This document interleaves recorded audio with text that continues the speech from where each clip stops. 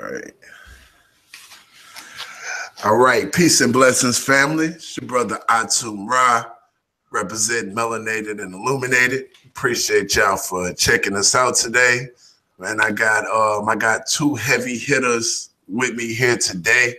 Before we get into it, I just want to make sure that everybody's going and just checking us out at melanated and illuminated.com. And the different things we have going on. We got different knowledge and research information for the people. We got different books written by various members of the community. There's about 7 different podcasts and shows like that from a wide range of talent. We got music, community events, and, we just keep growing. So definitely check out melanatedilluminated.com. Drop your email so you can subscribe to our newsletter, and we'll make sure that we keep the information rolling.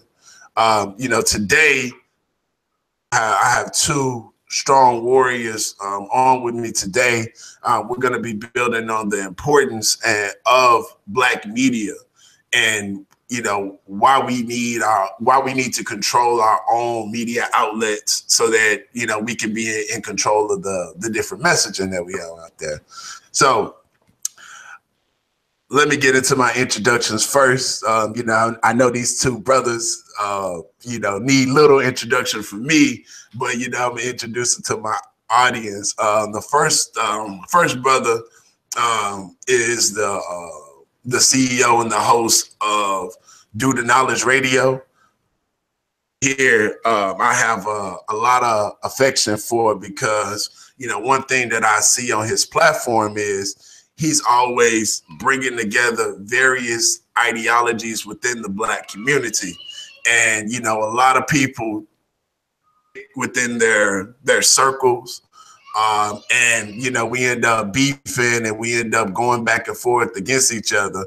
But this brother right here, makes sure that he allows all voices from, all the different parts of the community to have a voice on his station. So look, the kids already coming out here. Look, I got some introductions. Go get mommy. She in front of the house, okay? Front door. Yeah, go to the front door. Yeah. Hey man, that's the beauty of being live, man. You never know who's gonna show up, man. My boy, Knowledge Born, what's good, baby?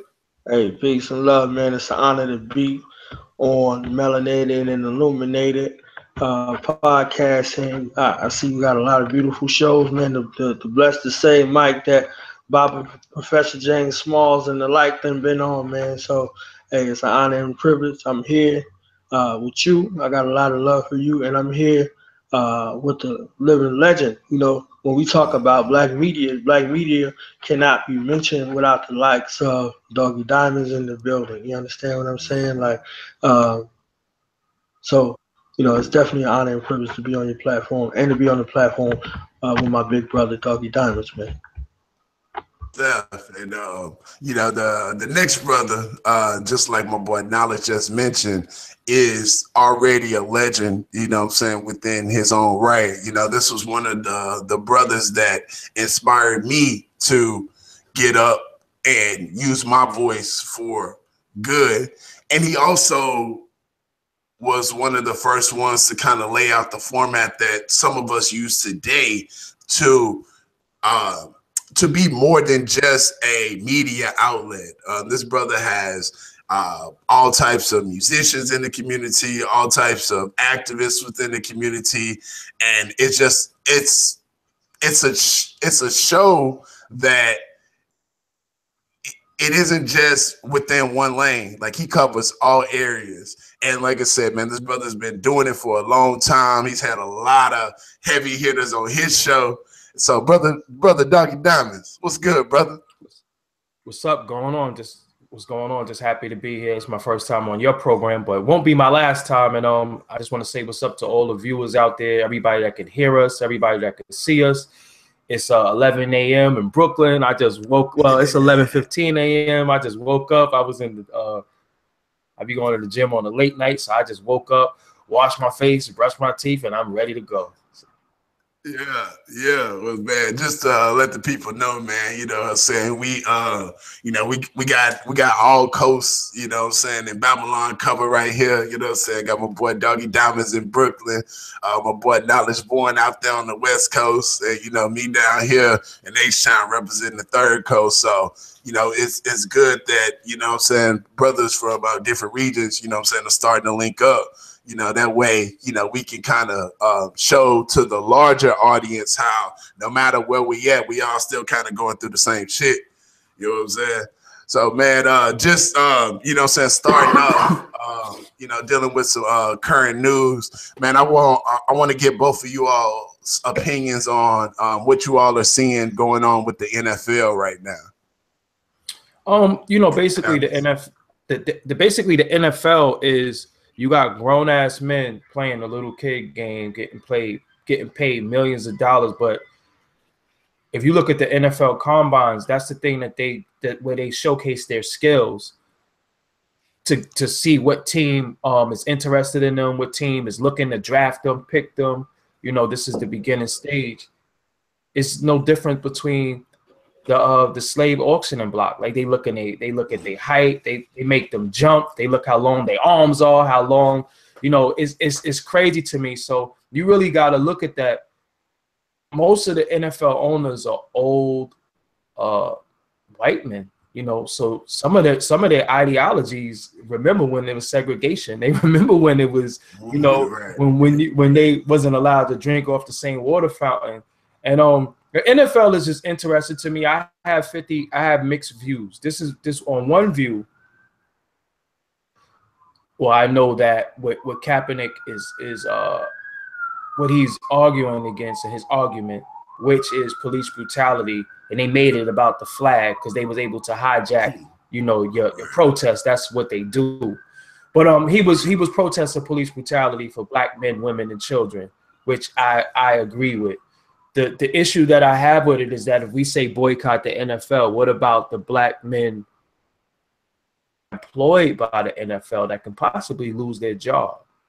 So we have to be, you know, mindful of, boycott the NFL because they're not respecting its stance. But it's a lot of, you got Marshawn Lynch, you got a lot of dudes who are woke that play football who have been speaking on stuff prior to Kaepernick.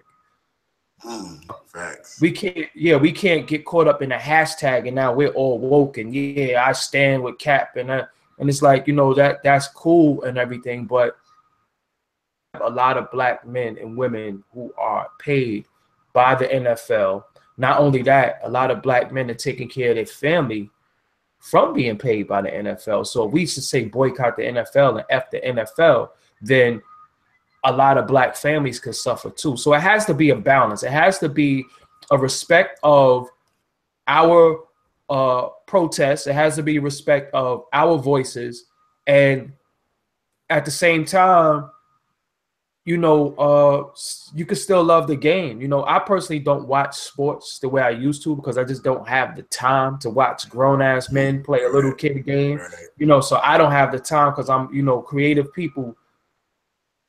When you find the time to do stuff outside of your art, you got limited time, you know. So I don't have time to sit there and watch no 3-hour football game. I got creations to do, you know. So that's really it. But even with the Kaepernick thing, I felt the way a little bit because it's like it got hijacked.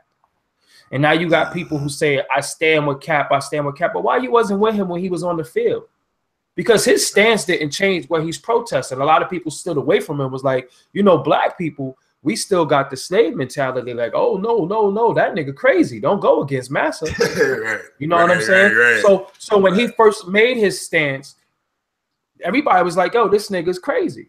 You know what I'm saying? Because it's so easy for black people to just stay in line and don't rock the boat. You know what I'm saying? Don't do anything to make massa mad. Now everybody, it's trendy to be conscious. It's trendy to be woke. It's trendy to say, you know, I'm melanated and I'm original, and it's trendy now.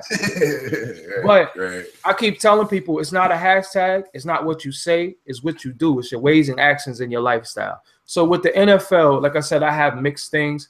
Kaepernick, you know, it doesn't matter if he played, because it's like, okay, if they put him back on the field, do you unboycott NFL now? Do you start watching it again? You know what I'm saying? Like, I don't know. So I'm 50-50. I understand Kaepernick, but we still have to be mindful of the people that is employed by the NFL that make, you know, their living to take care of their families and families from the NFL.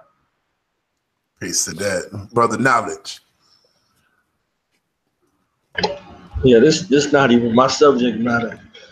White people ain't never told me what to be upset about. I'm upset with them.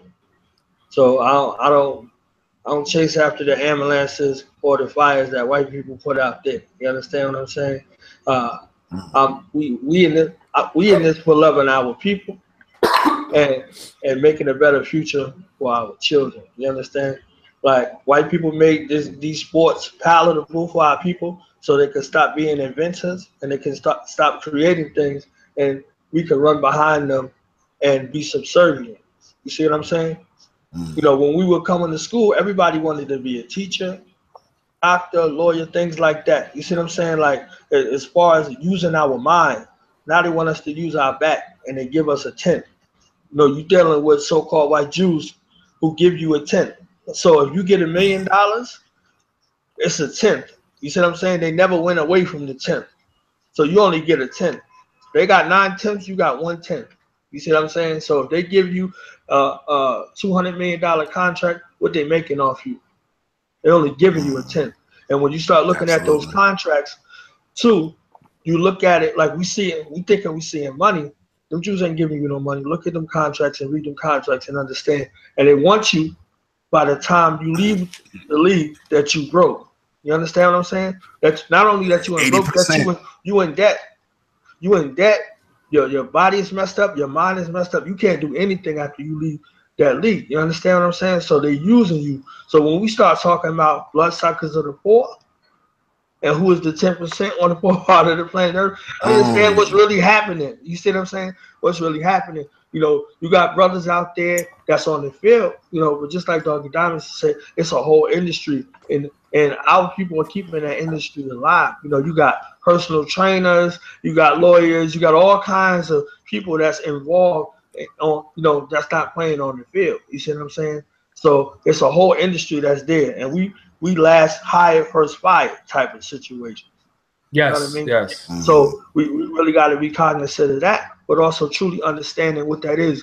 Like, we're not in the business of allowing entertainers to dictate what we do. You see, like, really, like, people like Doggie Diamond should be talking to our people and out, you know, those honorable brothers and sisters that are out here that are making a difference in young African people's lives. They should have the attention. I'm not giving my attention away to somebody who's dealing with sport and play. You see what I'm saying? Most honorable Elijah Muhammad said, we are a people of sport and play.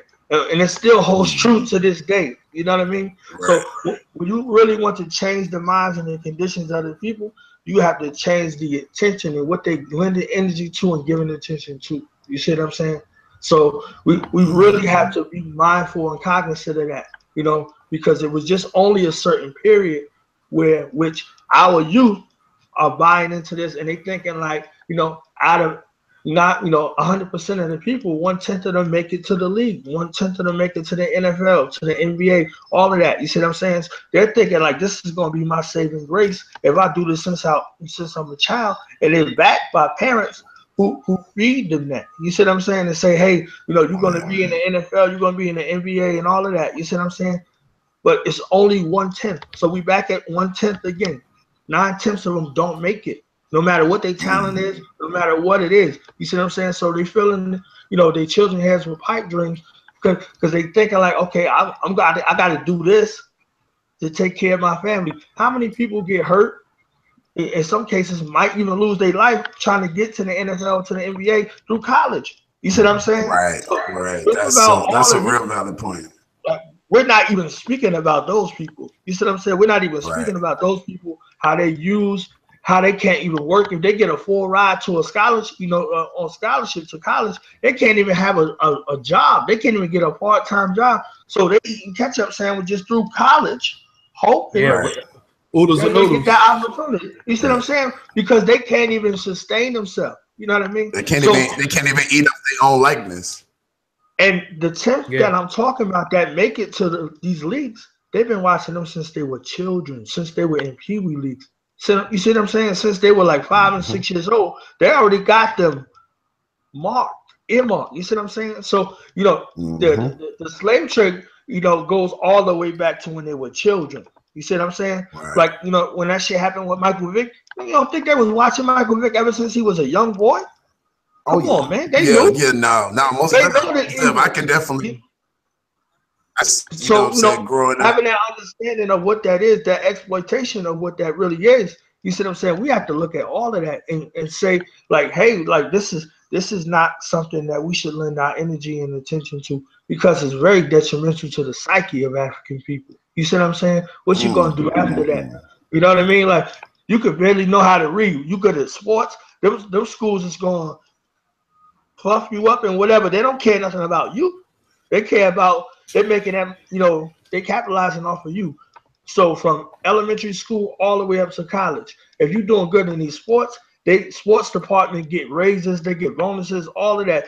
And you might be living on the streets. They don't give a fuck. So we got to understand that whole thing. So, you know, when they come to these young people with promises, you see what I'm saying? When they come to them with them inter-orientations like the lesson speak about, more gold than they was earning in their own country, they come to them with that. You see what I'm saying? So we should be really, you know, giving our people something else, you see what I'm saying, in regards to how they can make a living and take care of their families other than sport and play, because it's a sport that you played with. You see what I'm saying? They play your ass with it. You know what I mean? So, like, even Marshawn Lynch was getting fined because he wasn't talking to the media.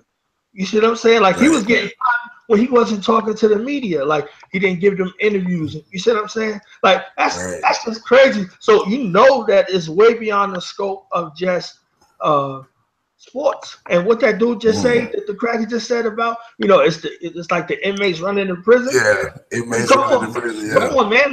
Like what other evidence you need to see, like, you know, like, man, and that's crazy, bro, because it's like, because Buzz been making like my brother Doggie Diamonds said, you know, when we speak on certain subjects and we make the comparisons to slavery, you know, even our own people like, nah.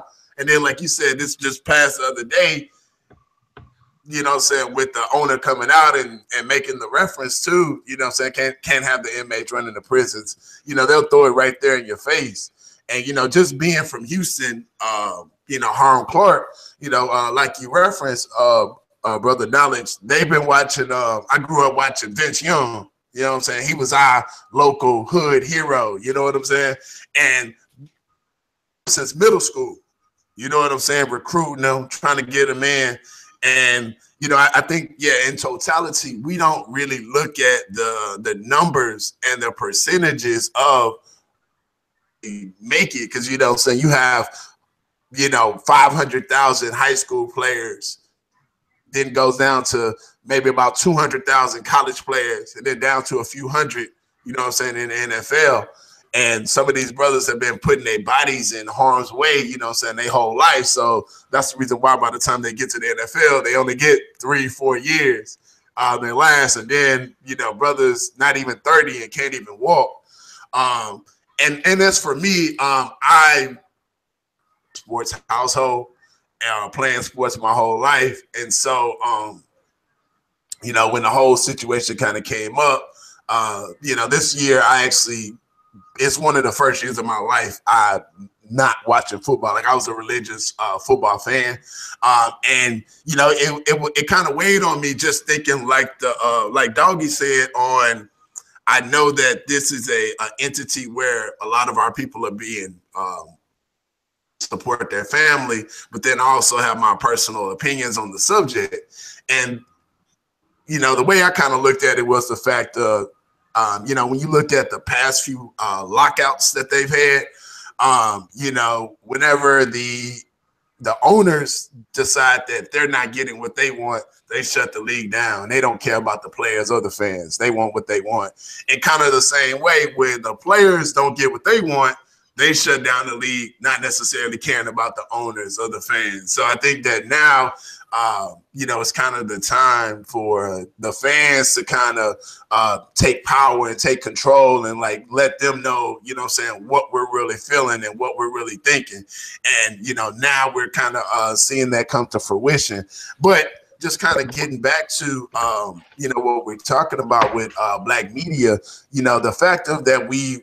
Could I chime in one thing though? One thing I do want to say before we go to the next subject. One of the ways to combat what's going on in the NFL right now too is for the black players when you come into the league. Get you a black lawyer, get you a black law firm, get you a black agent, get you a black real estate agent, get you a black car dealership.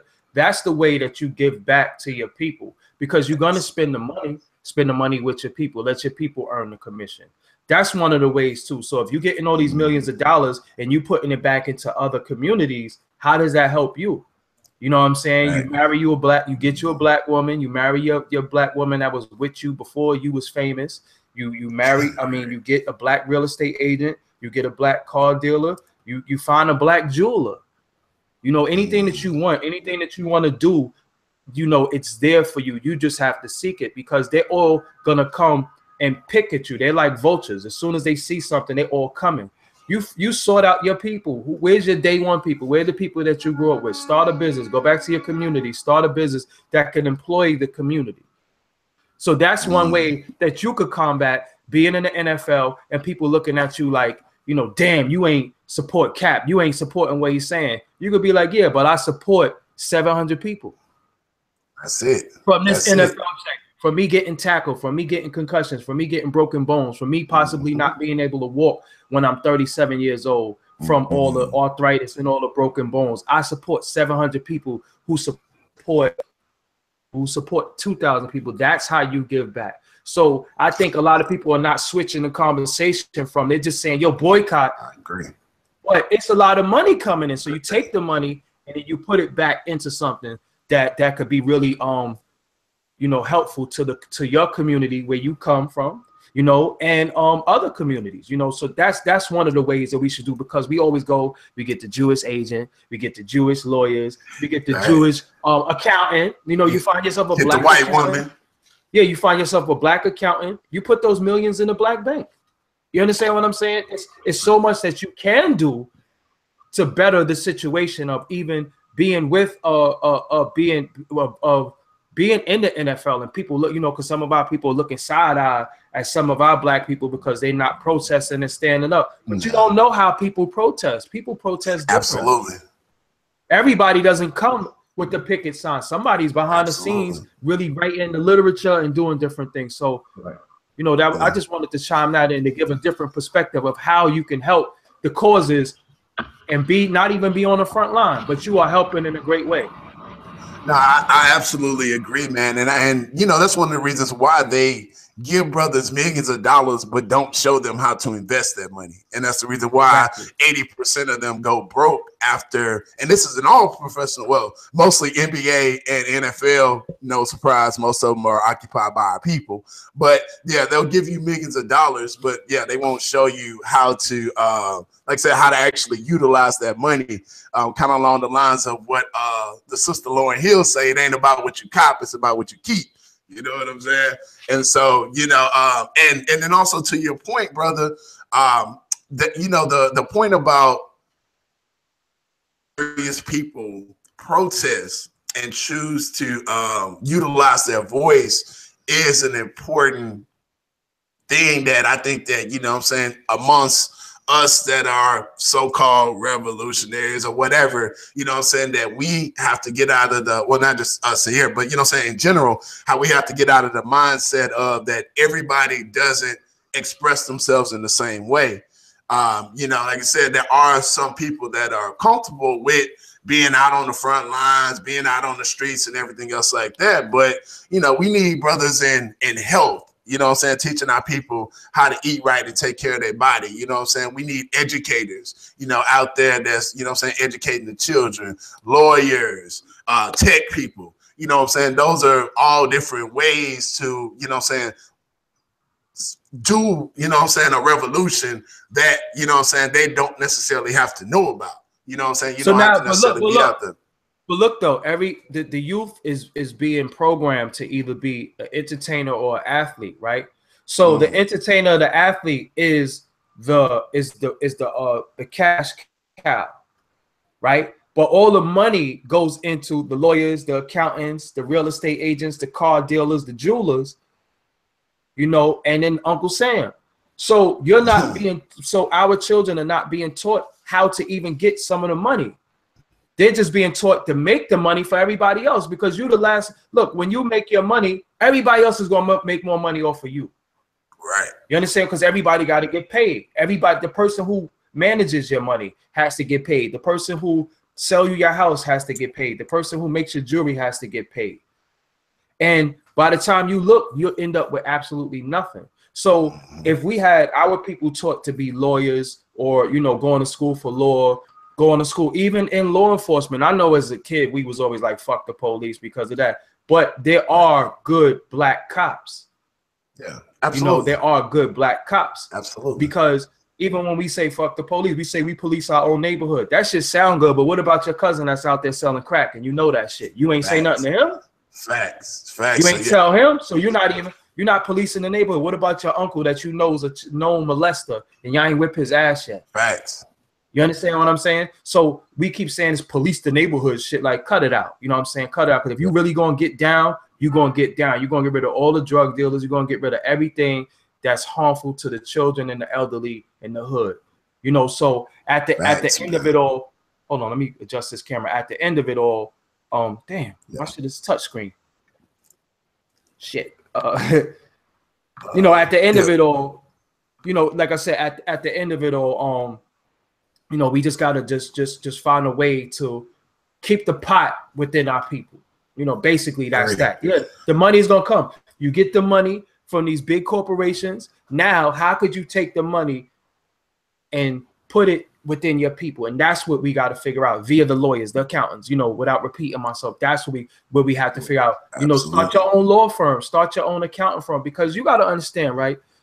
I'm 19 years old. I've been eating oodles and noodles in college. I've been eating Frank's. I've been eating bum shit. I've been eating ketchup sandwiches, like Knowledge said, just to get by. Now they sign me, you know, 9 times out of 10, if I'm very good, I'm going to get a shoe deal, right?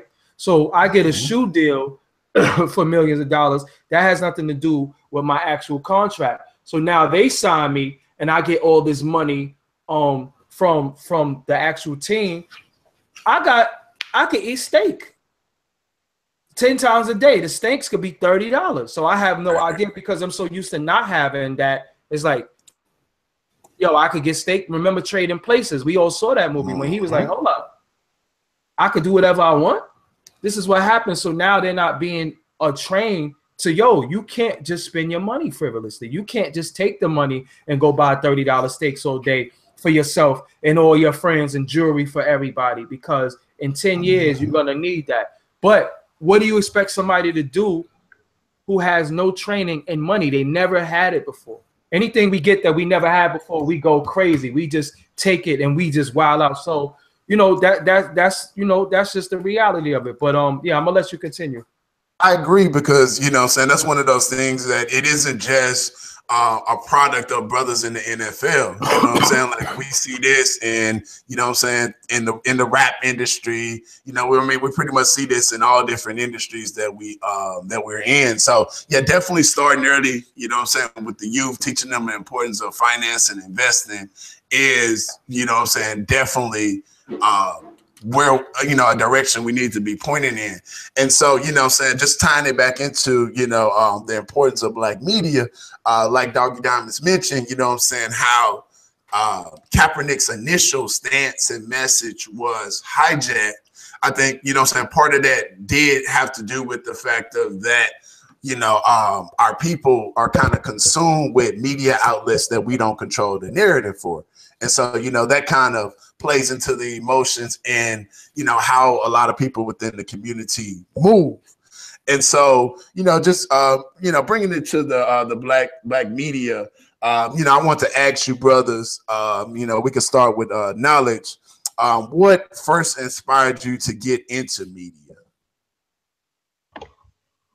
Wow, that's an excellent question.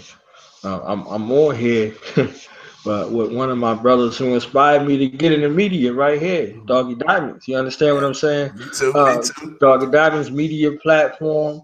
You know, for me, I grew up listening to Video Music Box, and he is our modern day DJ Ralph McDaniels. I can't tell him that enough. You understand? So I really mean what I say in showing ode and honor to, you know, the brothers and sisters who came before me. You know what I mean? Gil Noble. You understand what I'm saying? Like, Respect. you know, those ones who came before me and paved the way and honor, you know, who gave time to celebrate, you know, our ancestors, our elders, our peer group, and those in the growth emerging industry, those brothers and sisters who coming up. You see what I'm saying? So, you know, Doggie Diamonds finds people and places to celebrate. So that's motivation in my lane to do the same thing, to provide a platform. You know, I got love everywhere I go because you know, I give nothing but love, honor, and respect to our people. You see what I'm saying? You know, those people that are, you know, for us, you know, and for our future. You see what I'm saying? Not our enemies, not those who advocate for the devil. You understand what I'm saying? Like they say they want to play devil's advocate. You know, Doggie Diamonds for myself. Why would you do that? It don't make no sense. Right. You see what I'm saying? So not the just white devil's advocate. right. So through your words and through your ways and actions. You see what I'm saying? Because wisdom is wise words and ways and actions. You see what I'm saying? So when we dealing with that, we see that manifest. You see? So, you know, creating this media platform that I have through the Knowledge Radio, you know, came together with that premise. You know, I grew up in a conscious community. My father and my mother raised us, other brothers and sisters in the community. So I wanted to create a virtual homage and ode to what I seen, you know, physically. You see what I'm saying? So brothers and sisters from all different type of spiritual inclinations and political ideologies, you know, giving an ode to that, giving a voice to the voiceless. You see what I'm saying? You know, so everybody not chasing, you know, what Biggie say, either you sell crack rock or have a wicked jump shot. You see what I'm saying? That was they pushed that to us as a way of us getting out, you know, like getting out of the hood. You see what I'm saying? So like taking advantage of them social type of situations. In criminology, they study these patterns of behavior and they create laws to trap you. You understand what I'm saying? They study, like criminology is the study of crime. That's the study of crime. So when they take advantage of, you know, your weakness, and they create an environment for for you to act these things out, and then they levy sanction against you. You see what I'm saying? Or lock your ass up just to be playing to somebody, you know, not understanding what that terminology is. They lock you up for something that they created the conditions for you and waited, you know, on time release for you to offend.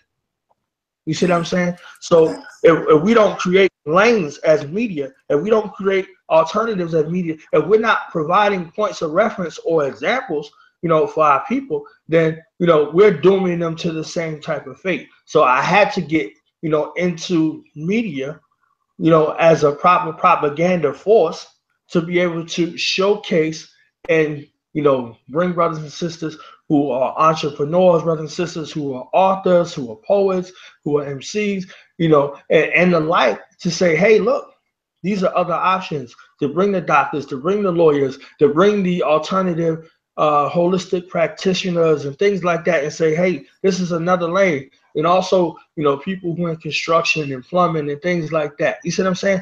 The purpose of skilled labor and all of that. You see what I'm saying? Like, you know, everybody can't have their own business, but everybody can contribute to, you know, their own business. If we had a construction company, we could go get some skilled labor from our community. You see what I'm saying? If we had a plumbing company, we could go get skilled labor from our community. So we could push that. You see what I'm saying? So brothers and sisters have a skill that they could use for life, you know, and media provides a particular outlet to showcase that. You see what I'm saying?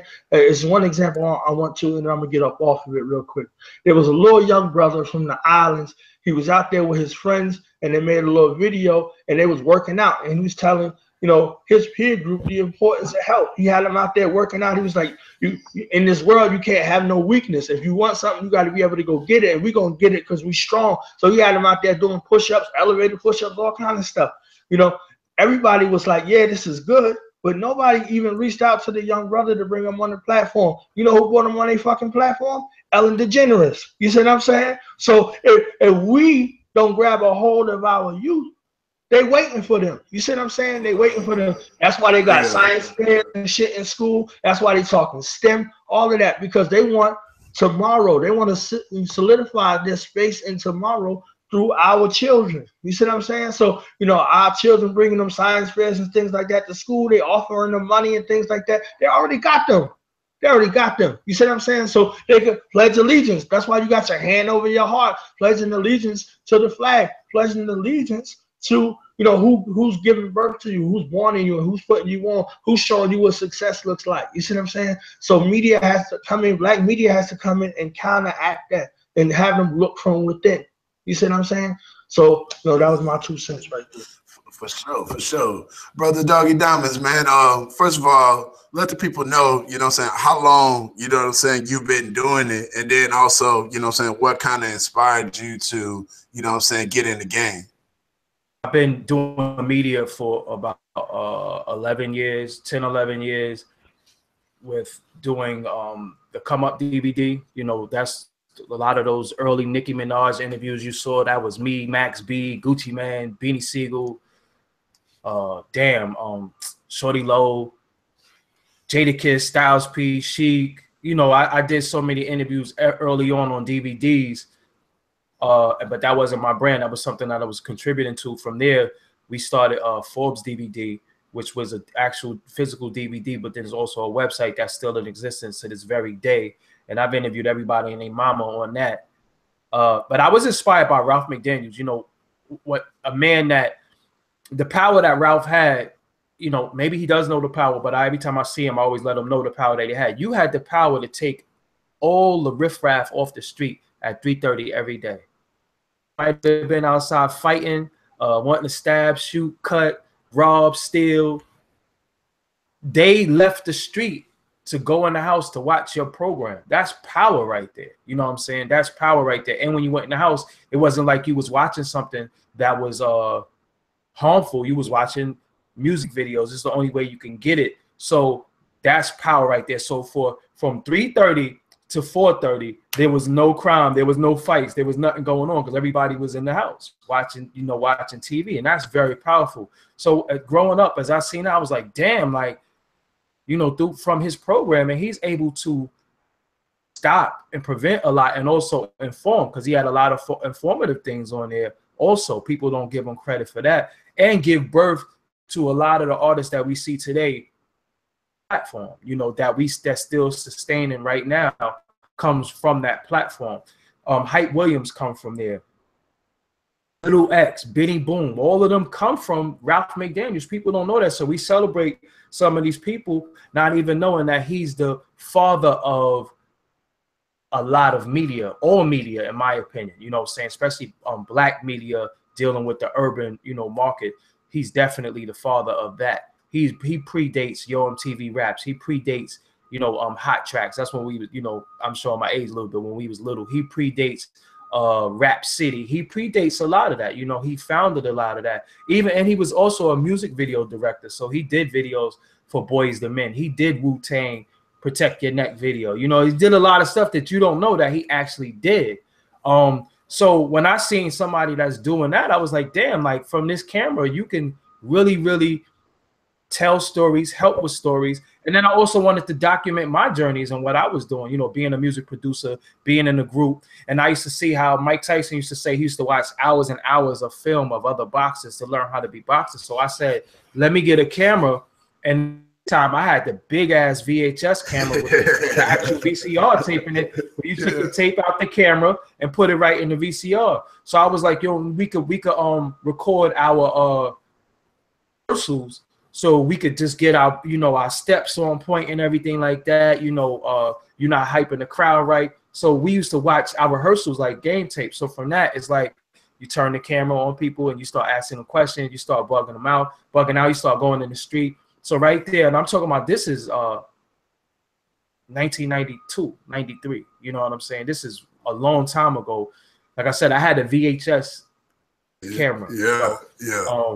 VCR. So from there, you know, and now I'm here today. The only thing that I did wrong, retrospect, is that I didn't brand myself Doggie Diamonds early on.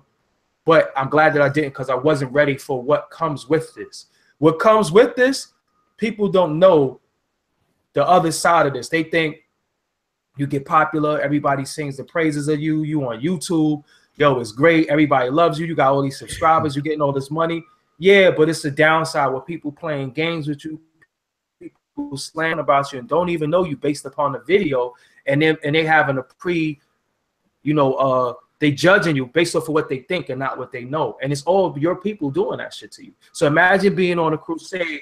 Imagine being on a crusade to help black people, and it's the same people that tell you you ain't shit, you should quit, I hate you, yo, I hate the fact that you got on shades, oh, why you got on this, why you got on that, right. Did you see his facial expression, why you interviewing this? You know, the people right. that you're trying to help the most is the most critical. I'm like, damn, people calling me racist and homophobic. I mean, I don't have white people calling me racist and homophobic. It's black people doing that shit to me. Yeah, man. So the importance of black media right now is to be able to tell our stories. And I'm not talking about this filth trash ass YouTubers who get in front of the camera and all they do is bash everybody for 2-3 hours. Because what story did you produce? Where's your original content? Where you know what I'm saying? Media is about taking stuff that we see that's going on. Even if we talk about it, it doesn't have to be within the conscious community, because everybody think they got to sit here and critique all the other videos other people made. Listen, right. If that's what that man want to say and do, I wouldn't give a fuck, because what I do when I don't watch it. I just don't watch it. You know what I'm saying? It's certain people's name. If I see their name in the title, I'm not watching it because I don't like them. I don't fuck with them. It has said something that I don't agree with, but I'm not going to sit there and spend 2 hours of my time watching somebody just to pick apart their video. I don't have time for that shit. You know what I'm saying? When you're a creative individual, you put more time into your art and your creativity opposed to sitting back and thinking about what you hate and how you're going to pick people apart. So now we have media. We control every aspect. Well, we don't control, but we are the focal point of every aspect of entertainment, sports, everything. We the focal point, but we don't control the media because we have big corporations take the Kaepernick story and get put the story out there for us, because we are the consumer. We the ones who's gonna be yeah, but they get to get $100 million from us. Because I was talking to From My Skin Is My Sin, and he was saying, yo, we could do this, we could do that. I said, yo, we can do that, but everything takes capital to do. So we have these media platforms, and we're competing with people who getting billions of dollars, millions of dollars to control our story from other corporations. So now we have to start pooling our resources together so we could control the stories. So that's why some of us have Patreon accounts. Some of us have buttons and like that. And for a little as $1 a month, you'd be surprised how far we could go, because Blog Talk is not free and my office is not free, you know, because then they want to say, well, yo, turn your mic up. I remember I did an interview with Poppy before. We had to share the microphone because I only had one microphone. So what they say, right. Yo, microphone. I'm like, yo, so who's supposed to pay for that? I got one as it is. Can you help me get another one? Right. And then in mum's the word, you hear silence. Once you ask people to donate and contribute to the cause that they so-called want to critique. You know, that's right. Get these fancy studios, these fancy microphones, these fancy cameramen, these fancy backdrops, couches, and all that. So when the little brother, like he said, was doing the exercise thing in the studio, they're able to send a car for him.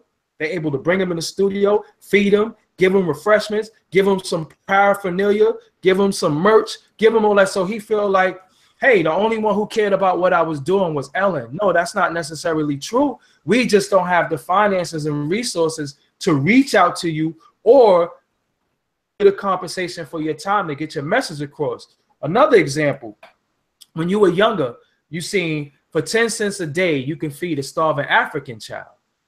And then when you at the end of it, it was the Christian, right? You start thinking, damn, Christians is for, you know, to the blind person, they start saying, damn, Christians really want to feed the African kids, man.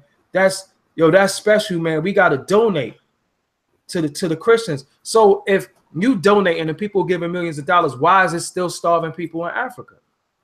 You understand what I'm saying? Because they're not getting the money the same way people donated to Haiti. They're not getting the money, but they're going under these banners, the Red Cross and all that, that's been around for hundreds of years. You know, so you're donating to these things and you're giving your money to these things. You give your money to Netflix and you say it's nothing to watch. You give your money to Hulu and you say it's nothing to watch. You pay a cable bill and you say it's nothing on cable. But here it is. You have original black programming that you watch. Right. Now they're saying to me, oh, you ain't shit because you just on YouTube. Right. You understand what I'm saying? Oh, you're a blog talk. You ain't shit. Oh, anybody can do a YouTube. Okay, so let me see you do it. You know, so that's the importance of black media is for us to be able to control stories and tell other things that's going on besides shooting, robbing, stealing, sex, drugs, violence. It's other things going on within our community. We have to, you know, media is about letting people speak. So now you want to get the voices of the lady who live on the earth and the buildings that you live in 60 years, and she's seen gentrification come and go in the neighborhood and how they combated it then. That's what media is for. Media is for voices to be heard, not just entertainment. You know what I'm saying? Not for motherfuckers to shake their ass and get high to. That's the importance of media. So that's what I always brung. I done had Hebrews, I done had Muslims, I done had regular dudes, I done had in the community, I had unsung heroes in rap. And when I was interviewing some of the rappers from the 80s and 90s, they were saying to me, oh, why you interviewing these has-been niggas or these bum niggas and all that, right? Now, look, everybody is doing it. Right. Now you look, people saying, oh, we got Big Daddy Kane on our show. Where you think they got that shit from? They got that shit from me, because these are people that I grew up with, loving, honoring, and supporting. You know what I'm saying? So, you know, again, we're supposed to control everything to do with our story.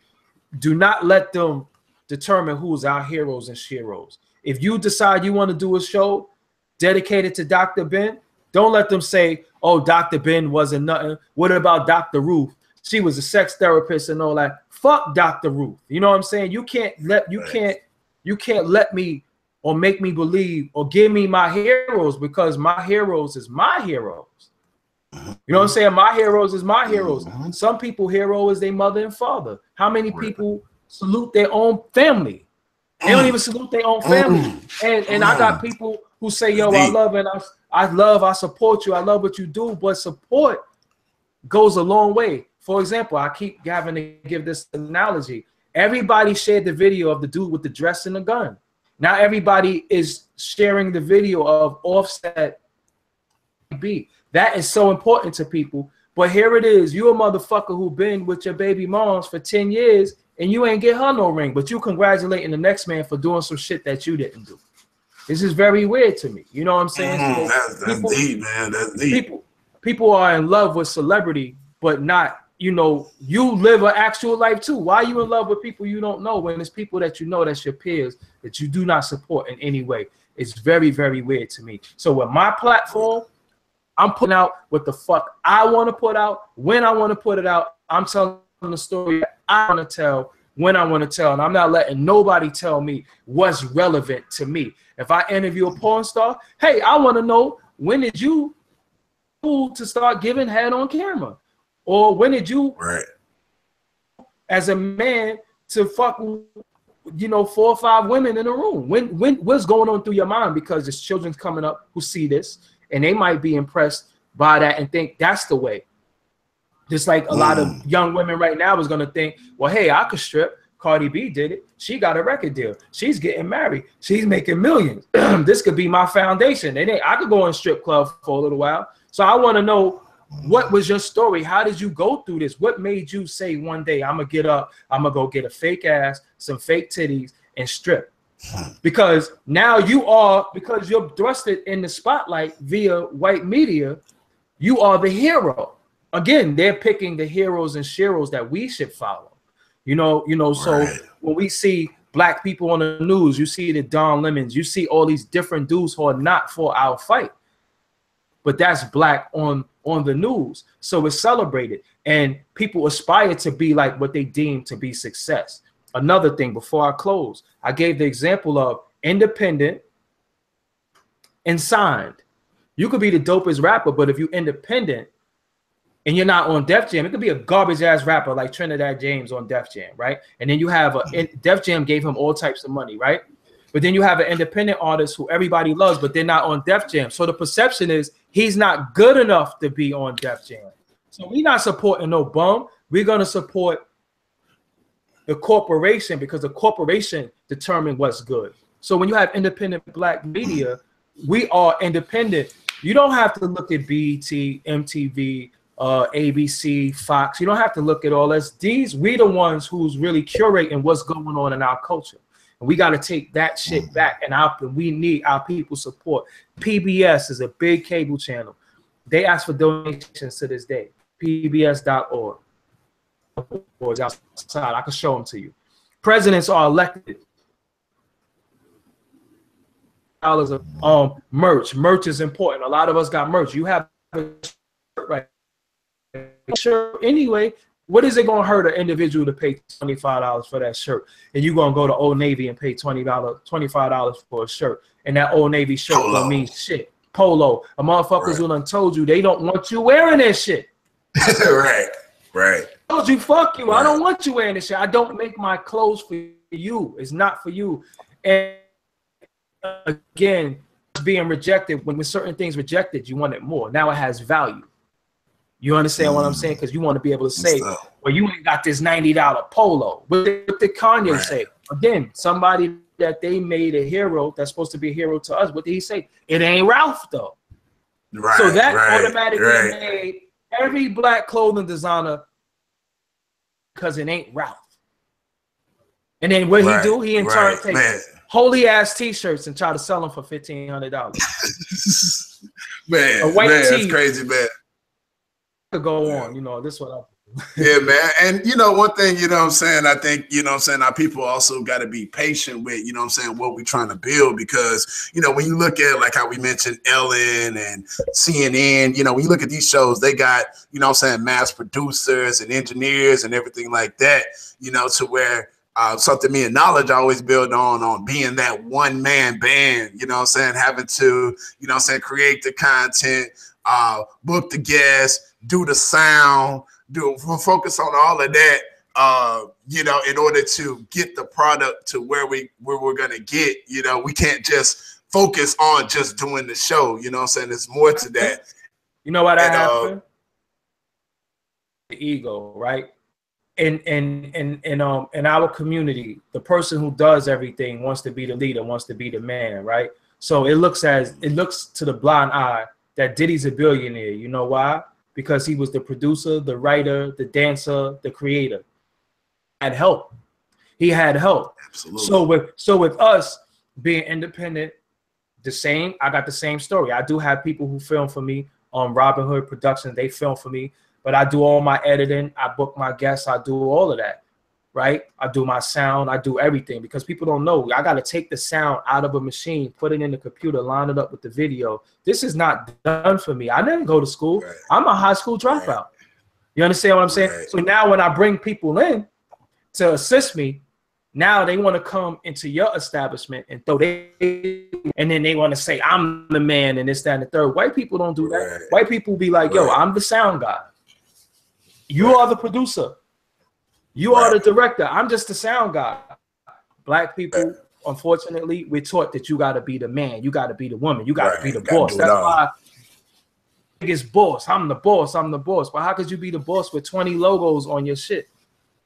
You understand what I'm saying? So a lot of people don't understand. A lot of people don't understand to everything. You have to crawl before you walk. It don't hurt to be under somebody. It don't hurt to be under somebody's tutelage. Right, man. And Doggie Diamonds, man, I gotta give you credit, man. One time I was watching one of your interviews, and the USB port for the microphone was messing up. Yeah. And you know what I'm saying? I see you still keeping the conversation going while trying to adjust it. And that was smooth, man. That was smooth, man. But you know what I'm saying? It just kind of goes to show, you know what I'm saying? You know what I'm saying? The different things that you have to go through in order to get to, you know what I'm saying, a certain level. Yeah, and listen, support. This is because I think our people don't know how to support us. I think that they believe we just want their money, right? And when they don't give us money, we're mad. I think that they believe that, or some of them just say, no money. Some of them just really believe that. I'm not giving that nigga no money. So I don't care who tells our stories, as I'm not giving that nigga no money because I don't like him. I don't like the fact that he wears shades. I don't like the fact that he always got a new hat on. I don't like him because, you know, this is what we're taught about each other. We're taught that, yo, fuck that nigga. That's the mentality. Yo, such and such just got a new car. Man, fuck that nigga. That's just typical nigga shit. You know what I'm saying? Oh, such and such, you know, just graduated high school. Fuck that nigga. He's stupid for going to school. Or such and such, yo, just is going to the army. Like an army, fuck that nigga. But this is a dude who's doing nothing. You understand what I'm saying? So we knock people for trying to figure it out. There is no right and wrong way when you're trying to figure it out. Trial and error is everything. So sometimes you got to go through shit to get to shit. You know, so I don't think our people know how to support us. So right now, I'm going to give you the blueprint of how to support us. If you can't support us financially, $1, $2, $3, then sharing the video is important. Liking the video is important. Word of mouth is the biggest thing you could ever do. When you in your job, when you at your job, when you are at work, when you on the phone, all you can say is, did you see this? Because when somebody got knocked over their fucking head, you spread that like wildfire. That's why they think it's a market for us getting fucked up. And those things out there. That's why they look at us all as thieves, criminals, rapers, robbers, and just because you are sharing that, you are helping that. So to support us, when you see this show, like it. Share it on your Facebook. Share it on your Twitter. Take a still shot, the way you steal people memes, shot of this shit, and put it on your Instagram. Put it on your Snap. That's how you support. Make things aware. Make knowledge be born on what it is we're doing. And that's what we need from you. It's not always about $1. Awareness to new money, because when people say, like, hold up, this is the next thing, this is the thing that's going on right now. This is what everybody is talking about. Everybody wants to be in the end. Now imagine everybody being in the end of a conversation of something that's positive. Hopeful right there. So the way you share those videos of people getting knocked over their head, or niggas eating nasty food, or stupid shit like that, why can't you share people having a dialogue, community of information that you don't know? Free platform, always free. You were once killed and murdered if you knew. Now you take the shit for granted. You know what I'm saying? Now you take shit for granted that you're able to get information. Information is what's going to get you to the next level. You see these brothers on this platform saying they inspired by me. Now that I inspired them, now I'm inspired by them because I know I got to keep going, because I got certain individuals watching me. You know, so I got to always keep my head on straight and not go off the deep end, because I got people watching me. So if they're watching me, that means other people are watching me. So I have to just do the right thing at all times. You know, I got to, because if you let me sometimes, whole fucking operation, everything going on, you know what I'm saying? But then I realized when you blow the lid on the operation and look at you like a captain and say, that nigga crazy. When I do interviews with motherfuckers and they look, I did an interview with Ali Vegas that has 1 million views, right? It's not publicized in the mainstream media. Where we're talking about the gay rituals we saw in hip hop. Now look at all the shit that's coming out. We told you that already, though. You know what they said in the comments? Oh, y'all niggas is lying. Y'all just saying that because y'all bums. Yeah, whenever niggas don't make it, they want to say it's conspiracy. They want to say it's gay. Okay, now what about Terry Crews, an established actor, a accomplished actor that said, dude grabbed his dick. Grabbed his dick. Didn't he say that? Didn't Ali Vegas say in the interview, what do they do when you go to the door, they greet you by grabbing your dick? He said that. He already told you this. But being that we didn't name names for the purpose of y'all wanting to hear gossip, we let you know this is what's going on. So we gave you the stories, but you want to hear it from Fox. You want to hear it from people that you so-called not even don't fuck with. You have media who's giving you the stories. You have Professor James Smalls who don't walk with the Father of Allah, who don't walk with Malcolm, who done been around people that he been our age. We never been his. Stories around the continent, around the world. And you don't want to hear that shit. You know why?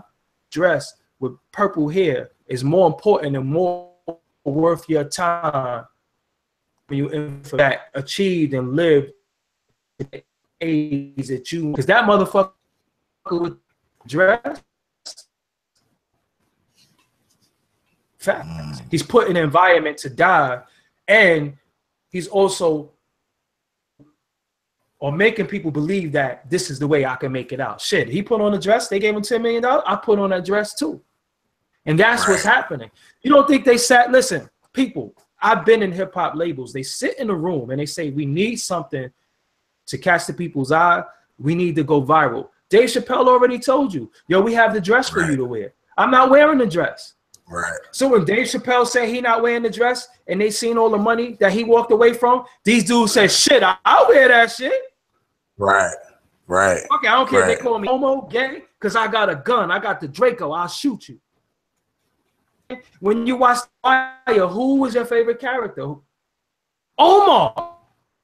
He was a gay dude that will blow your head off. You don't think that's all by design? The dude in the dress. So that's emasculating black men.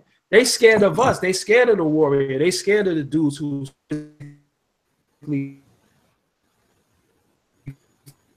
mentally fit, trained.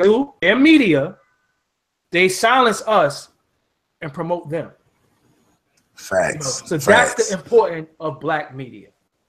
Man, and you know, before I get into my final question, just for me personally, you know, there were several things that inspired me to go into media, and I kind of knew it as a young kid.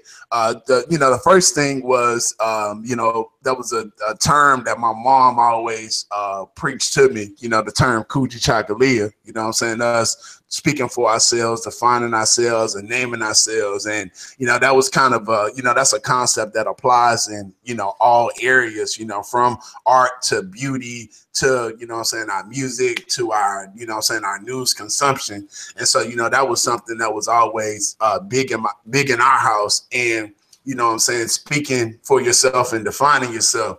And the other thing was, growing up, my mom, you know, I grew up in Houston, South Texas, and down here coming up, AM talk radio, you know what I'm saying, was a big thing. And my mom always made us listen to conservative talk radio.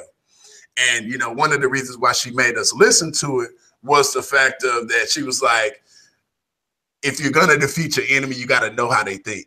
You know what I'm saying? Like, you can't just stay in your own bubble and think that you're going to go at, you know what I'm saying, this group of people, and you don't even know their thought process. And so she kept us listening to that. And as a young kid, I hated it. I didn't want to hear this shit. But then as I got older, you know, I kind of saw what she was doing. And then that's my, you know, as I got out my community and I started interacting with others, you know, I was able to already kind of have that knowledge base of knowing where they're coming from to defeat their arguments. But then also on the flip side, I saw the power in voices like Rush Limbaugh and these other people and how they use their voice to give their viewpoint and their perspective to their people and how they ate that up and how they consumed that and how they use that as a catalyst to go other places. And so, you know, when I looked around, you know, like on the AM station, you know, there were 10 conservative talk radio stations, but only one black radio AM station that we had down here, KCOH, with Ralph Cooper and them. And so I was like, man, we got to have more. you know. And so, you know, just as I got older and now, you know what I'm saying, I'm kind of at the point to where I'm actually able to invest in what I want to do. So, you know, I'm just happy to continuously build with other brothers doing the same. And so my last question that I have for both of you brothers, man, you know, right now, you know, it's kind of a time to where there are more tools being accessible for people to give their voice to their community. What advice would you give to somebody starting out now, wanting to do podcasts and wanting to do media about, you know, not only just how to be successful, but things that you have to do in order to maintain your credibility? For me, I would say for people to study the people that came before you, study the people that's here now. Just don't jump up and say, well, I'm going to do it my way, because it is a format. You have to read. You have to be articulate. You have to know how to speak first and foremost, because nobody want to hear somebody who's just using all profanity or can't even say a whole sentence, you know, properly. You know, like sometimes I watch people type and I be like cringing and shit. Like, damn, you supposed to be educated and you don't even know where to put a period or a comma or proper, you know, capitalize a sentence. So when you're gonna get into this, see, that's what happens. When you're gonna get into this, hold on, Mel, I'm gonna call you right back. Yeah. My brother calling live while we on a live stream. But if you're going to get into anything you do, you always study the people who came before you. So like I said, for myself, I had Ralph McDaniels. I had so many people to look at, Gil Noble, Like It Is. I had shit. So shit. You know what I'm saying? It's New York air, it's cold. But I had so many people to look at before me and watch the way they were doing it. And they just had so much class and integrity with the way they were doing it, that when I implemented a lot of them and what I was doing, and I was like, okay, I'm going to do certain things my way. And I looked at Howard Stern. I found out who P.D. Wheatstraw was, Rush Limbaugh, Don Imus. It was so many people that came prior podcasting. Like, podcasting is not new, it's old, it's just new to us. So a lot of times they take all the money, they make all the money, all the resources from everything, and then they get everything, and then we starting all these things from the ground up. So if you're doing a lot of this stuff for money, you probably want to do something else, because there's not a lot of money in this. You're really doing a lot of these things because you really love it and you really love your people, and you want to get certain messages across. Because if you're doing it for the money, once you say certain things, once you say Black power, once you say I'm not with homosexuality, once you say you're not with pedophiles, once you say Jews, there's certain words that you use, you out of here. They not even fucking with you. So that's why you see so many people that you want them to sit in front of these cameras and really go in, they won't do it. Like, everybody has this affinity and love for Shannon Sharpe right now. He looks like the woke Black man. He's speaking up for Black people. He's speaking up on Black issues, blah, blah, blah, blah. And to a certain extent, he is married. It's a white woman. So how could you be a Black man speaking up for Black people and you don't even want to reproduce Black babies with a Black woman? You know what I'm saying? So that right there is a red flag for me. But that's when it comes into, well, it doesn't matter who you love. He's still talking for our people. See, we always want to criticize. No. How could somebody speak up for people that he don't even want to love? He don't even want to be in the same home with. He don't even want to build anything with. So you on there because you're on the take. You know what I'm saying? That's why Dude's show will be called First Take and all this other shit. Dudes is really on the take. You know, they're getting paid and employed because you need your token Black guy selected. You know, they are selected. Who knew Shannon Sharpe was in the NFL for maybe like 12, 15 years, right? Who knew that he had all this political stance on shit? Where was that when he was playing football? Now all of a sudden he's woke and he no, it's trendy to be conscious now. It's trendy. If Shannon Sharpe was really on the shit that he's on now in the NFL, he would have been Kaepernick before Kaepernick. You know, so that goes to show that it's bullshit. He's just the opposite to what white media is saying. but now they're getting a black face to do it. And before they got a black face, remember they they used to go in blackface. So, you know, just anybody that's trying to get into this game, just really study and do it for love, and then the money will come. But if you're trying to do it for money, you're not gonna get no money. You know, not unless you pushing a whole different storyline and, you know, you pushing some of that filth, then you're gonna get money, you know. But if you really in this to try to liberate and uplift people or just even inform people, this ain't for you, because you're not gonna get no money. Don't quit your job.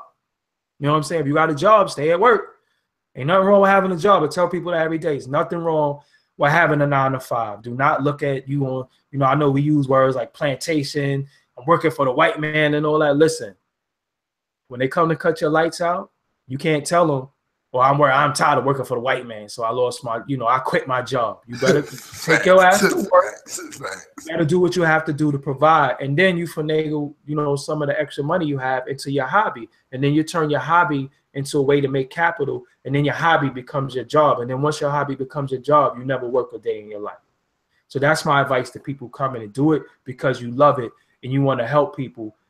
And then when you get a little bit more knowledge of how these things work, advertisement and all that, because right now YouTube cut a lot of the money. So if you think you getting on YouTube and you getting money, you're a damn fool, because you're not going to get no money. You're not going to get no independent advertisers if you use certain words. Like I said, Jew, faggot. If you use those words, you out of here. That's why I use Jew and I use faggot. I like those words. You know what I'm saying? People keep telling me not to use it, but how else did you describe motherfuckers that's what they are? You know what I'm saying? So I know I'm not getting certain money. I already know that shit. But when you can't go through somebody, you go around them. You find other ways. You find other ways to do certain things. So that's how I'm able to maintain and be where and sustain today, because I'm not putting on no dress. I'm not telling no bullshit stories, and I'm not gonna lie to the people for money. You know, so that's it. I'm Doggie Diamonds. You know, he's gonna answer, you know, his point of view, but you know, that's my point of view. Peace to that. Brother Knowledge, what advice do you have for you know what I'm saying, brothers that's trying to get in this media game? Get you someone who has a proven track record for the lane that you want to be in. You know, I just found out what the word mentor means. You know what I mean? And I'm not using it anymore. After I found out what the word means, I'm good. You know what I mean? So get you somebody who you respect, someone that you have a lot of love and honor for, that's in this lane, and learn from them. You know what I mean? Learn from them. Do your research, do your study, and be prepared to dedicate your time. The amount of time that is dedicated to what I do, I'm on 7 days a week. I work nights. I have 4 children. I have a family. I'm in school full time, all of that, and I'm still on 7 days a week. You understand what I'm saying? It's dedication, it's work, it's sacrifice, but it's a labor of love. You see what I'm saying? It's a labor of love and commitment. You know, so you have to be committed to what you do. You know, you have to have those qualities already. You're not going to get it when you get on the radio. You become a super person. Like, nah, you have to have these qualities and characteristics and traits already ingrained in you, and you got to be able to dedicate your time. You see what I'm saying? Like, just for instance, when I started on Blog Talk, $149 a month. I ain't never put up nothing asking nobody to fund my dream. It was my dream. You understand what I'm saying? So I invested in myself. So I wasn't like, yo, and I brought brothers and sisters on the platform. I ain't never asked them for a dime to this day. You understand?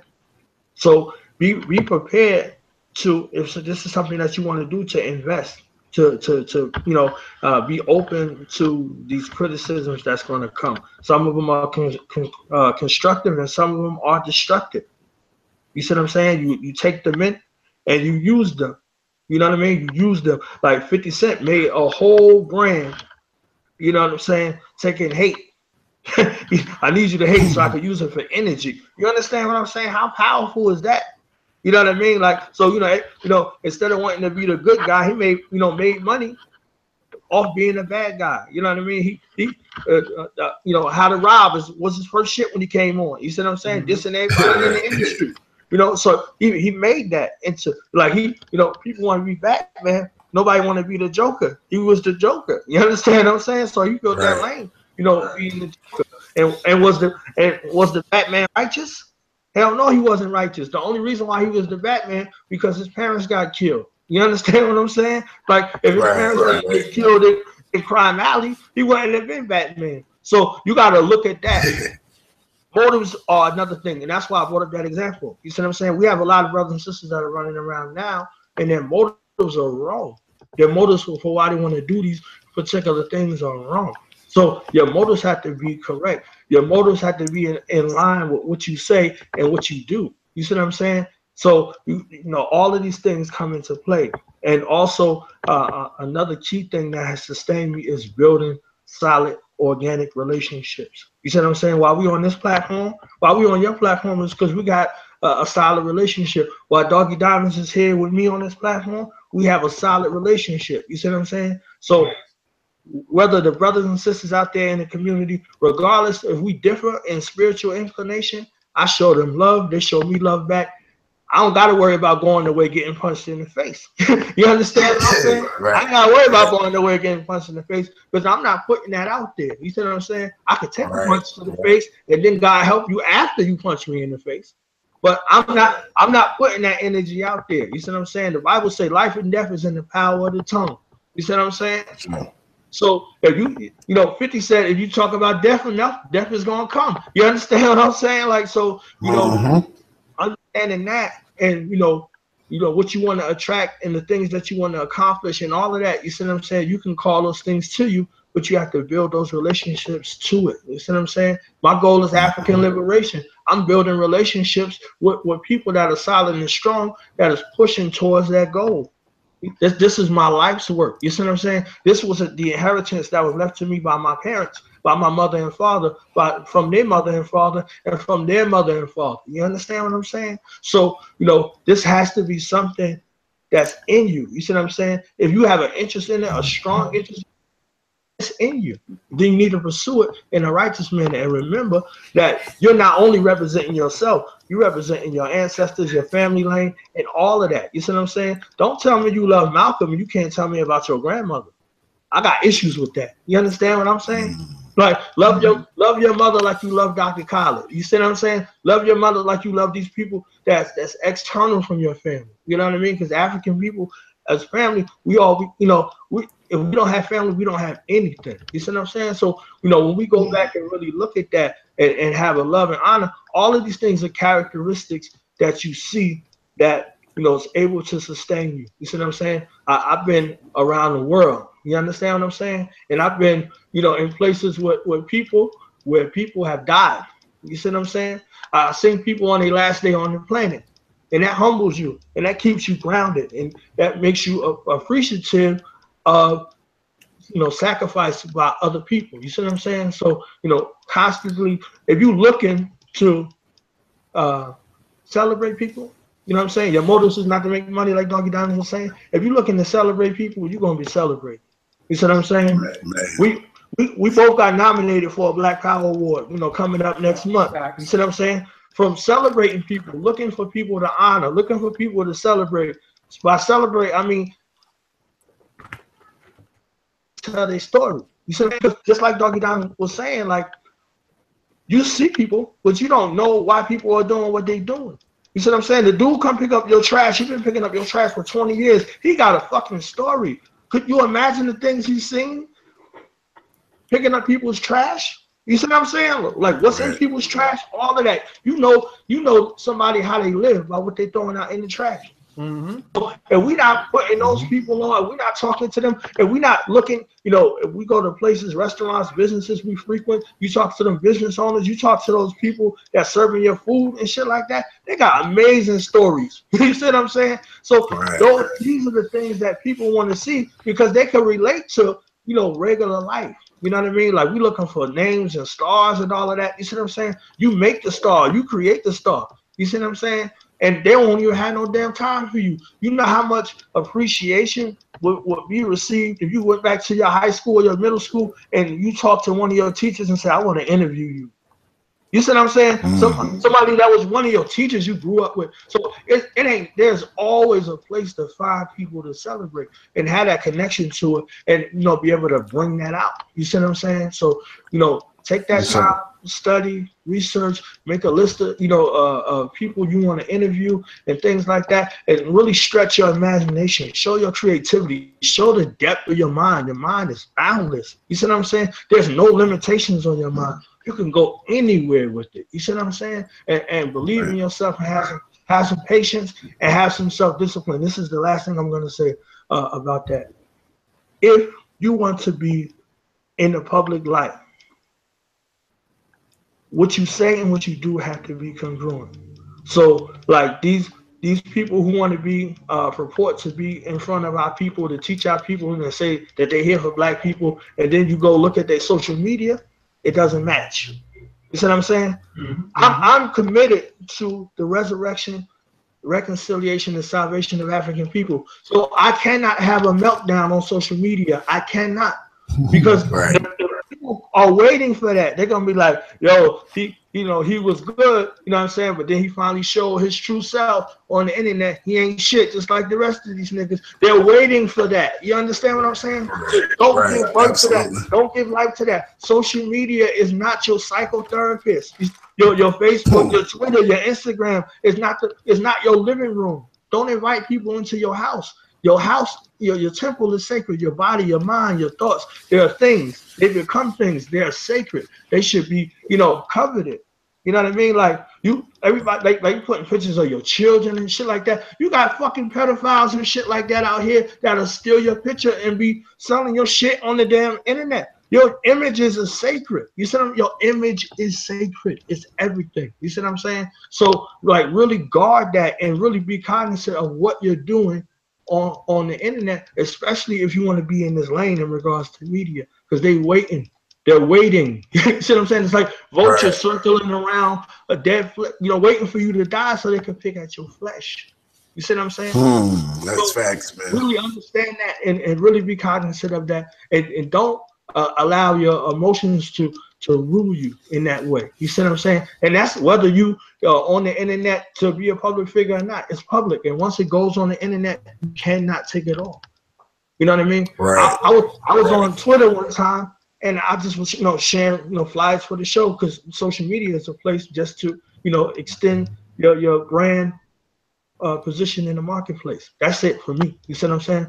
I was on my Twitter, and I just so happened to be scrolling down, and a white dude said, "Knowledge born is no different than the KKK." Knowledge born? Me? I'm no different than the KKK. I was like, man, I appreciate that. You know what I'm saying? I appreciate the acknowledgement. I said, thank you, sir, for your perspective. You understand what I'm saying? I ain't gonna be like, hey, you dumbass cracker, you motherfucker, blah, blah, blah, and this and this and this. Because once you put it on the internet, it does not come off. Well, Doggie Diamonds is gonna say, "Fuck you, you dumbass cracker." I have no filter. You say that shit to me, I'm shitting on you. Diamonds no filter. That's real. But you see what I'm saying? But I'm not going to, allow them that type of space. Now, you would have said that. Yeah, you gotta be ready. No, but even with me though, you have to be ready to wear certain hats and everything that comes with it. You know what I'm saying? Right. So I knew. Again, what he's saying to you is that you got to know what you're getting into. And once you take a certain stance and once you be a certain way, you can't always clean that shit up. Like David Duke, do we really believe David Duke is not against race? He's not racist anymore. He was the leader of the fucking KKK. Right. You understand what I'm saying? So once you put certain things out there, it's out in the universe. You can't take it back. So with me, I accept everything that comes with everything. I already contemplated everything. One thing about me, I'm a thinker, I'm a plotter, planner, and I execute. So I already know it's a method to my madness at all times. I don't want anybody to ever think that I woke up one day and just went off the deep end, because no, I know what the fuck I'm doing. Right. I'm doing. And the problem that I have, like some people, like Tupac said, I got a big mouth. I speak from my heart. Right. You know what I'm saying? Politically correct sometimes is lying. You know what I'm saying? So if you're not gonna lie, like Knowledge is saying, just don't deal with it. You know what I'm saying? Just don't deal with it, or just say to people, yo, whatever. But for me, if you ask me a question, I'm gonna answer that shit. You know what I'm saying? And I don't care. Yeah, it's not about, I don't care who I'm offending, because my truth is my truth. Most definitely. I don't know how to. Oh yeah, go ahead, finish up, bro. Yeah, I don't know how to mask the truth. I don't even know how to tone that shit down a little bit. You know what I'm saying? But that's me, and that's my thing. I do, matter of fact, I do know how. Because I have media training, I've interviewed thousands of people, and I've seen people try to elude questions. But now the battle of the mind is, how do I get this shit out of you? Because I see you trying to play games with me. I've had people tell me before the interview, listen, don't ask me about this. Don't ask me about that. And I say, damn, okay, so I can't just outward ask them that. But I got to ask you that now, because some reason you want to stay away from this. Now, we going to play mental chess. Right. Now we're going to play mental chess. Now I got to figure out how to ask you these things. Because then you have some people that want to ask them anyway. If you ever notice any interview I ever did, you seen nobody was mad at me. People laugh at me. They wasn't offended. It's some people that I don't even know. But I make them feel so comfortable in our conversation interview that they'll tell me any and everything. One guy, he had a DVD called he said, yo, how you get people to open up to you, man? People just tell you anything and shit. I said, yo, because I'm not coming from a sleazy scumbag point of view. I'm asking them questions. They peace, you know what I'm saying? And then I go off of, even the people that want to get in this game, go off of body language, go off the facial expressions. You can see what make people uncomfortable when you speak to them. You can see how that shit might have touched the nerve. You might have seen how something got them excited. You might have seen how something made them, you know, clam up a little bit. You know when to back off. You know when to go forward. That's the things that you learn. You're going to learn that from experience. But you could watch some of the things that people do and learn from it. Like, for example, when I'm doing interviews, right? Because it's the new thing, because other interviewers that they be, you know, just dick riding out of the blue, they don't know how to do interviews, right? So a person will be telling a story and they'll cut the person off. So now they're coming back on my video saying, oh, Doggie Diamonds, stop cutting people off. I'm like, this shit is called Doggie Diamonds No Filter. That means it's right? Right? That's the name of the show. I have somebody on my show, and when they start going left to what the fuck I just asked them, it's not that I'm cutting you off. If I ask you about apples, talk about remote control cars. You know what I'm saying? I'm going to cut you off, and I'm going to bring you back. It might have been a cool remote control car story, but no, I didn't ask you that. I asked you about apples, and we're on a time constraint here. You understand what I'm saying? So now, being that sucky people came into the business, and they don't know what they're doing at all, they start likening you to them based off of their popularity. So they have the bigger platform because of corporations. Again, it goes back into the same thing. And you looked at, oh, you're just on YouTube. Well, this motherfucker's on YouTube too. Right. They just on Revolt YouTube, or they're on Complex YouTube. You know what I'm saying? So they're looked at and revered as their greater. So, you know, it is what it is. My brother gonna keep calling. Hold on. Yeah, man. Yeah, man. Well, I'm you know, so we go ahead and wrap it up, man. Like I said, man, I appreciate both of y'all brothers, you know what I'm saying, taking the time out, you know what I'm saying, just to build with me. And like I said, this definitely won't be the last time. And I'll make sure that I, you know what I'm saying, continuously use my platform to support you all's initiatives and the things you got going on. Last thing, man, let the people, both of y'all, let the people know, you know what I'm saying, where they can find your material and where they can find your content, so that, you know what I'm saying, anybody, you know what I'm saying, within my audience will be able to go out and support you all. If you on YouTube, right on this YouTube right here, just go type in Doggie Diamonds TV. That's my YouTube page. DOGGIE DIAMONDS TV, Doggie Diamonds TV. Subscribe. When you subscribe, you see the bell next to the subscribe button. Click that bell. That's how you get all the new notifications every time I upload something. If you do not click that that notification, you're gonna miss a lot of content, because YouTube did some BS where they don't alert people no more when new stuff come out. is only alerted based off of likes and views and stuff like that. So if you want to be the first one to see something and know something that's going on, click that bell. If you want to hear audio that's more in like a news format, which is the podcast, that's on iTunes, Google Play, and SoundCloud. It's called Doggie Diamonds No Filter on iTunes, Google Play, and SoundCloud. So if you got an iPhone, if you got a Android, it's on Google Play. If you got an Android and it's not a Galaxy, then it's just on a SoundCloud. So there's no way that you should not be able to hear these audios. And I have an actual website called DoggieDiamondsTV.com. You could go in there, and if you hit the shop button, you could get some of my merch. I have T-shirts and I have snapbacks. So that's the best way. Also, I'm on all social media platforms. Doggie Diamonds. No D-O-G-G-Y. That's not me. If the diamonds don't have an S on it, that's not me. That's these copycats and these fake. It's D-O-G-G-I-E-D-I-A-M-O-N-D-S. That is me on everything. I thank everybody who's been supporting. I thank the new supporters. I thank the people who just first heard me for the first time today and going to follow me in the future. I'm Doggie Diamonds. I thank for having me on this platform. And I also want to thank Knowledge Born for being my damn manager, my booker, my agent. We've been on the press run promoting this Black Power Awards that's going down next month, November 18th in Atlanta. Make sure you pull up if you want more information. I'm nominated for broadcast media. He's nominated for internet radio. So we're going to be in Atlanta. And if you want more information, go to blackpowerawards.com. It's going to be a bunch of black people in the building celebrating us. Again, independence, you know, and that's it. So I'm Doggie Diamonds. I thank y'all for having me. Peace, peace. Brother Knowledge, let the people know where they can find you, man. Y'all can find me 8 days a week on www.blogtalkradio.com/Do the Knowledge Radio. That's DOTHAKNOWLEDGERADIO. Check us out at our hub site, our e-commerce site, DoTheKnowledgeUniversity.com. Make sure y'all like and subscribe to this YouTube channel right here. You know what I'm saying? Melanated and Illuminated. You know what I mean? Support my brother Atum Ra. You know what I'm saying? Check him out at melanatedandilluminated.com. You understand? This media conglomerate. You know, show my brother some love. We're on 7 days a week. We will be on later on today. We're doing a behind the scenes look at Do the Knowledge Radio. We have close to 700 shows. You know, we've been on for 2 years. You know, it's almost like a show a day. You know what I mean?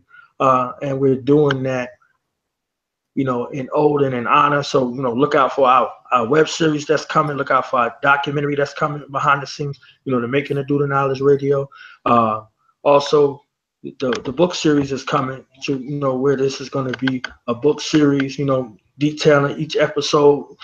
So there's a lot of things that are coming. And we're going to continue to, you know, be an advocate for African liberation, African liberators, and African family reconciliation and, you know, improvement. You see what I'm saying? And moving forward in the best manner, you know, solidified, bona fide, and motivated. Also, y'all can follow the show on Twitter. You know, that's at KnowledgeBorn15. Again, that's at KnowledgeBorn15.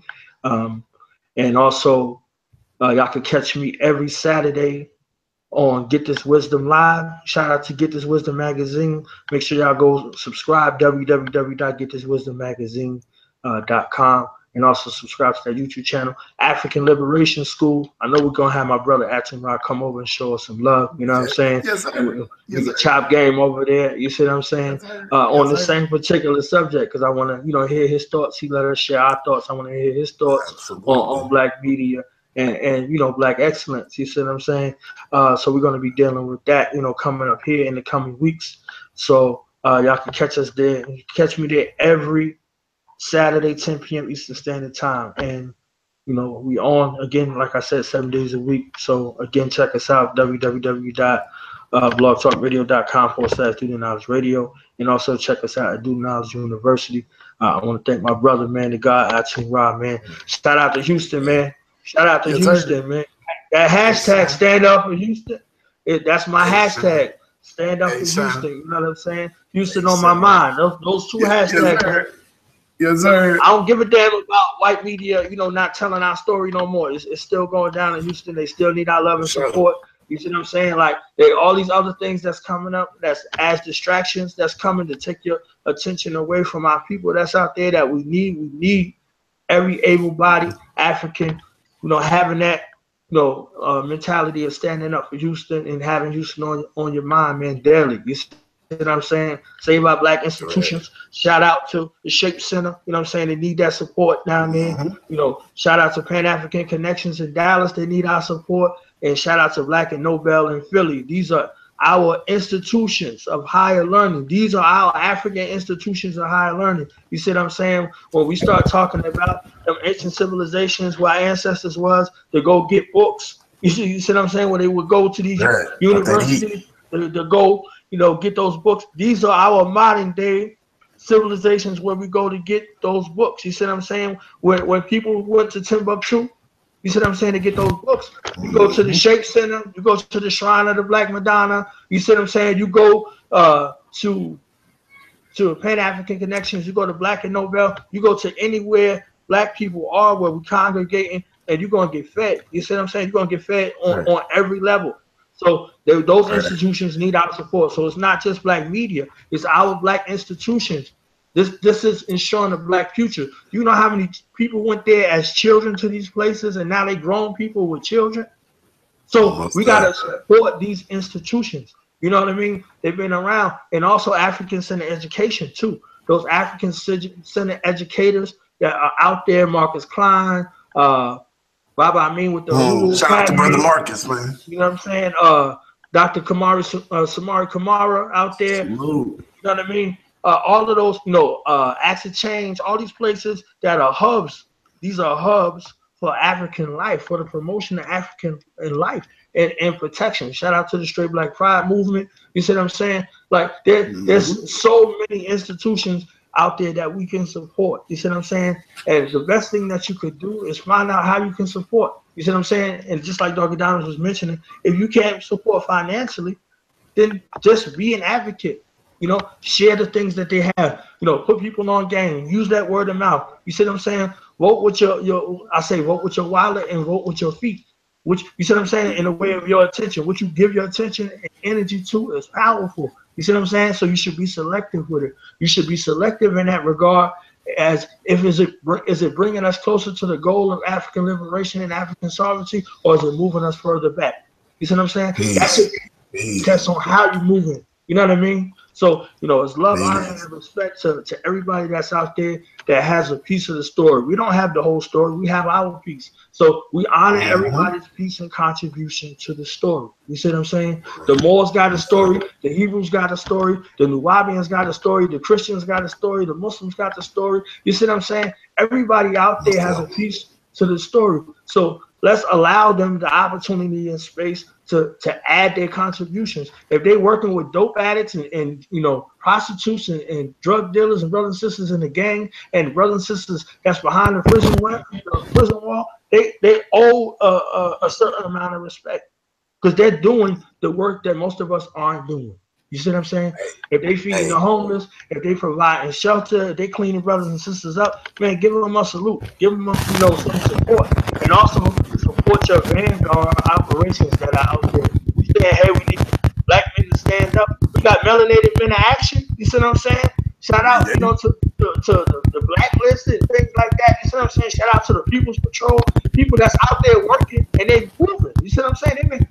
We personally know people that rescued people that was in the flood. You understand what I'm saying? We know people went out there with their own boats and shit like that. You see what I'm saying? Shout out to Mbuck that was out there that's still on the ground doing things that's amazing for the people. You see what I'm saying? The donations that's coming in, they breaking them down and they getting them out to the people. It's tireless. It's around the clock, but it's thankless. So we definitely got to be on the front lines in regards to advocacy for our causes. You see what I'm saying? So this show was entitled Black Media Matters. you know, these are Black Media Matters and Black Media Matters. You understand what I'm saying? So this is the things that we have to do to be able to confront that. You see what I'm saying? So shout out to, you know, Conscious Mindset Radio. Shout out to All Real Radio. You know what I mean? Shout out to all those brothers and sisters that's out there that's making, you know, things happen. Third Eye Media, all of those, you know, brothers and sisters that are out there that are making things happen and giving a voice to the voiceless. You see what I'm saying? So, bro, now y'all see why I rock with this brother, man. Like this, first of all, this brother not even from the H, man. He know the organizations, he know the institutions, more so than even when I explain it to brothers that's down here, man. And so, you know what I'm saying? You are just, you know what I'm saying, the walking example of African liberation, and you know what I'm saying, what it really means to be the example of pulling our people together, man. And I love that, bro, man. You know what I'm saying? Keep doing your thing, and I'm gonna keep on supporting, man. I'm gonna make sure that you know what I'm saying, when I get the video edited up and everything, you know what I'm saying, that I include the links for the people to be able to go and support Doggie Diamonds, and also, you know what I'm saying, be able to support Do the Knowledge Radio, you know what I'm saying, where knowledge is born. You know what I'm saying? So that, you know what I'm saying, we can make sure that, you know what I'm saying, we keep supporting each other and we keep building, brother, man. So, man, just I thank you, bro. I thank you, man. And shit, we gonna keep linking up, man, because the next show that I already know that we want to do, that I want to do with me and you is, you know, we've been having a lot of conversations on, you know what I'm saying, the origin of our people. You know what I'm saying? You know, some brothers, you know what I'm saying, say we African, some say we Native. Oh, and yeah. some, you know what I'm saying?